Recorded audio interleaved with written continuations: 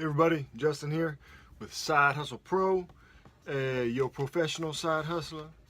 And I just want to make a quick video. I don't know if it's a haul video or what you want to call it. Just a general sort of talk, I guess. And also a few things I picked up. So the question is when should you go sourcing? And I'll just share with you my model. I'm trying to go at least once a month to a like a metropolis, like a bigger city, and spend all day there and then come back, right? But so what do you do between those big hauls? All right, what do you do from big haul to big haul, right? Because we can't all go get big hauls all the time. You've got to worry about the capital that you're creating or the capital that you have to go out and get more items, more products. And if you're doing a big haul and you spend a lot of money to get it, you got to wait till some of the money comes back, right? So there's time in between. So what I do is, if I'm not on a spending freeze, I stop by one or two little local thrift stores daily, and I don't go through everything that I normally go through. I just stop in. Mainly I'll flip through a couple shirts, I'll check the blazers, I'll check the electronics and toys, and that takes me maybe 15-20 minutes. If I go through all the clothes and everything, it's going to take me an hour or more. So I don't do that. I stop maybe 15-20 minutes a day, every other day, because sometimes you find some pretty cool stuff, you know, that is going to pick up quick if you're not in there. So sometimes you just get there at the right time, and you're not going to notice it at the right time if you're not there. So that was what I did today. I had about 30 minutes to kill, so I stopped by. It wasn't even a thrift store; it was a consignment shop that I never go to. I just stopped by real quick. They clearance off if they have stuff for X amount of time. I don't know how long. They put it in the dollar rack, and I checked that. There was nothing there. So I said I'll just flip through the regular shirts. Or the regular clothes. And I was there for about 10 minutes. I'll show you what I came across. This is sort of unusual for this store. I don't go there a lot because it's ran by women, and typically they know the clothing brands, and so they charge a little bit more for them, especially the shoes. But I will show you what I picked up today. I sort of lucked out. Here's my receipt. It was $12.87. I got 2 items. This one here was $5. All right, $5. And it is a Robert Graham shirt. Now, I haven't found a whole lot of these Robert Graham shirts, and the ones I have found have been a different table. A different label. It's not the signature. It's the RG, London, New York, that I typically find. But here's one that is a signature, Robert Graham. It's got a little design on the inside. Now, the thing about this shirt is, it's not really super exciting. Most Robert Grahams are really exciting. They have a lot of stuff going on. This one is just black, just a black shirt.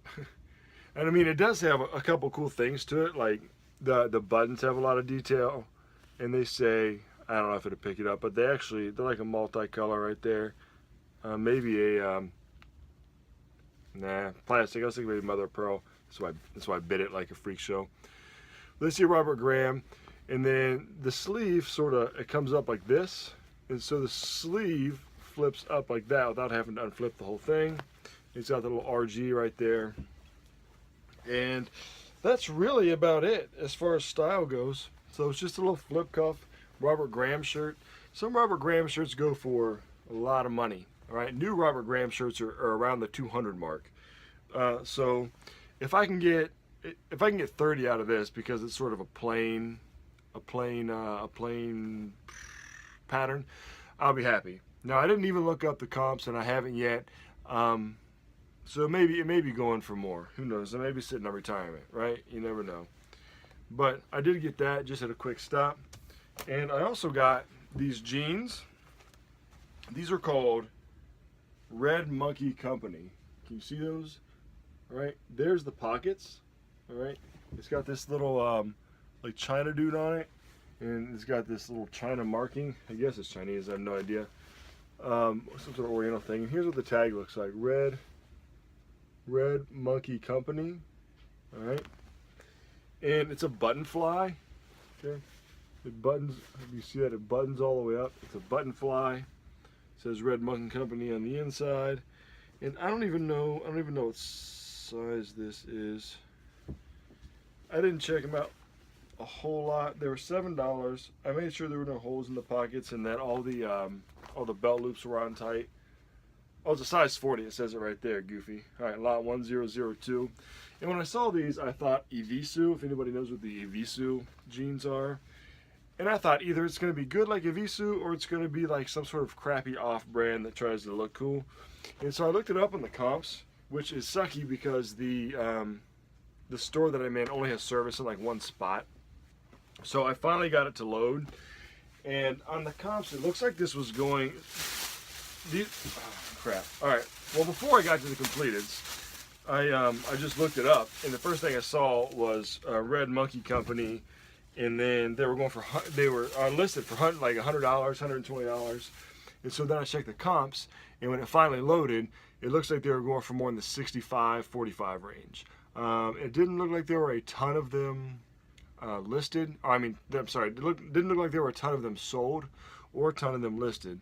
I couldn't really research it really well because I didn't have service everywhere in the store and it took forever to load. So, oh, sorry, let me put that on pause real quick. Alright, so I didn't know it was lawn care. I got a lawn care business too, so lawn care season's picking up. So that phone's ringing. Anyway, I didn't see a lot listed or a lot completed. But the ones that were completed were between, or they were already sold, were between like $45, $65. And so, like I said, I didn't have good service, and so I'll have to make sure that I do some more research on that before I list it. But anyway, I think it's a pretty good find for $7. If I can get 45 out of it, 60 out of it, that's really good. And that Robert Graham shirt, just the label itself should be a selling point for sure. So yeah.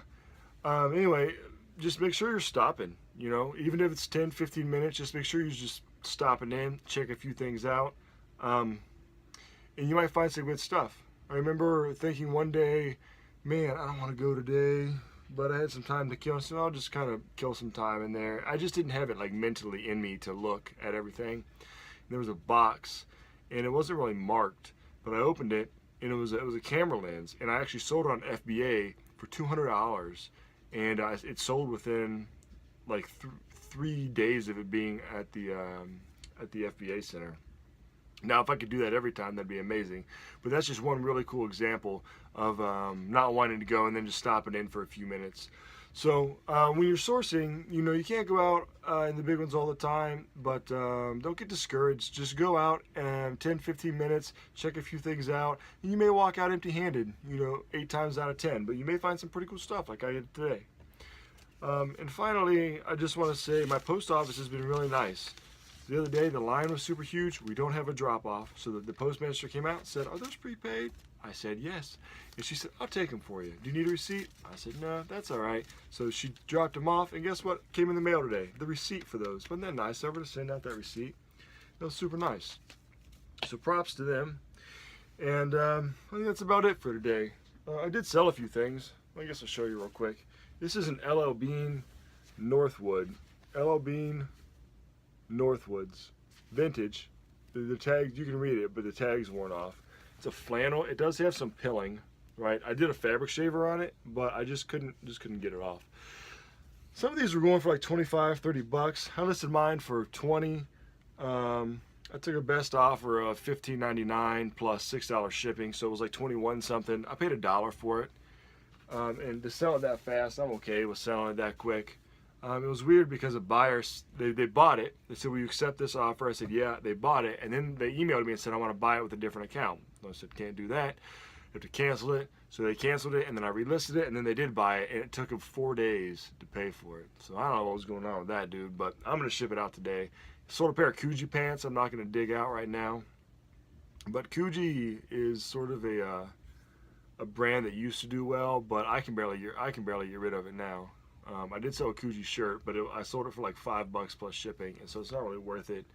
They're not going for what they used to. So anyway, that's it for today. Just wanted to check in and just encourage you to get out there, and sometimes you'll be at the right place at the right time, and you can profit from it. So don't give up. Keep pushing forward. Keep listing, and keep getting that cha-ching on the phone, keep selling, and hey, keep making it happen. Have a good one.